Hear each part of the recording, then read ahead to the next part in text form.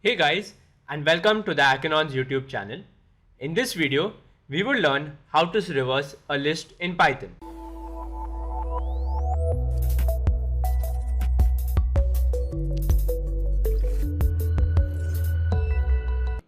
Basically, there are many conventional methods of reversing a list, but we'll go through the most common methods and the quickest and efficient ones. So let's get started. First, let's talk about reversing data that could be in a sorted manner. So let's say we want to reverse this list and the items are obviously in a sorted data.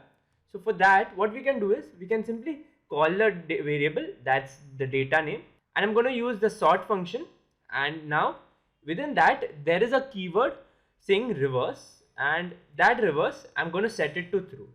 Okay, so what it's going to do is it's going to sort the data, and obviously the data is already sorted, so it's going to return the same data, but then the reverse keyword is going to be set to true, because of which the whole data will be reversed.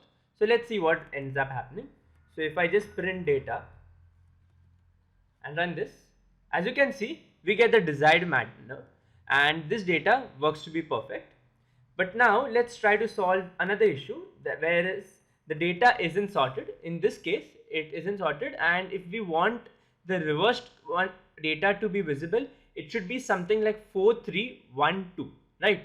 But now let's run the code and see. As you can see, we get we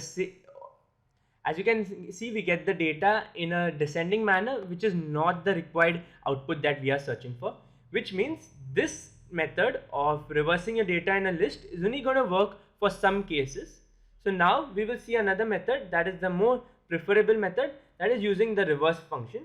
So the list class provides this reverse function that can easily be used to reverse any data. So all I've got to do is run the reverse function over the variable name and then print the variable. So as you can see, now we're getting the desired items in a reversed manner inside our list. So that's it. We've learned these two common methods of reversing data in a list. I would always prefer to go with the second method, that is using the reverse function method, since it solves problems of all test cases, unlike the previous sort function which did not return the desired output on some items.